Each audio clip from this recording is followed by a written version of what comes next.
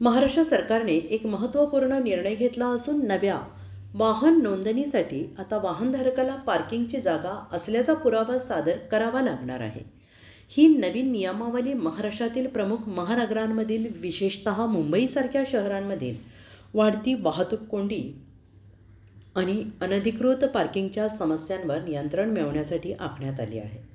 सध्या महानगरांमध्ये रस्त्यावर अनधिकृतपणे पार्क केलेल्या वाहनांमुळे वाहतूक व्यवस्था कोलमडलेली दिसते।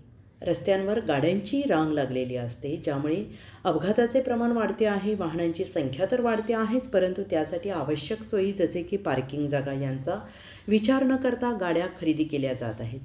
अशा पार्श्वभूमीवर सरकारने एक महत्त्वाचं पाऊल उचललेलं आहे। या नव्या धोरणानुसार वाहन खरेदी करणाऱ्या प्रत्येक व्यक्तीला गाडी रजिस्ट्रेशनसाठी स्थानिक प्राधिकरणाकडून पार्किंगची जागा उपलब्ध असल्याचं प्रमाणपत्र मिळवावं लागेल। ही शासकीय प्रमाणपत्र गाडी रजिस्ट्रेशन प्रक्रियेचा अनिवार्य भाग ठरणार आहे आणि सुरुवातीला ही अट केवळ नव्या गाड्यांच्या नोंदणीवर लागू केली जाणार आहे। या निर्णयामुळे एकीकडे शहर वाहतुकीवरचा ताण कमी होण्याची शक्यता आहे, तर दुसरीकडे अनधिकृत बांधकाम करणाऱ्या बांधकाम व्यावसायिकांना सुद्धा नियोजनबद्ध इमारती तयार करण्यास भाग पाडलं जाईल। त्यामुळे पार्किंग जागा असलेली घरे आणि इमारतीच पुढे महत्त्वाच्या ठरणार आहेत। या धोरणाचे पालन होण्यासाठी स्थानिक स्वराज्य संस्थांना जबाबदारी देण्यात येईल। तसेच शासनाने संबंधित विभागांना तपासणी आणि प्रमाणपत्र देण्याचे स्पष्ट निर्देश दिले आहेत।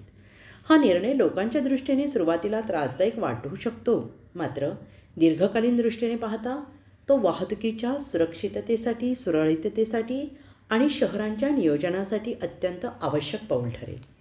अशा प्रकारचे धोरण देशातील इतर राज्यांना सुद्धा अनुकरणीय ठरू शकते।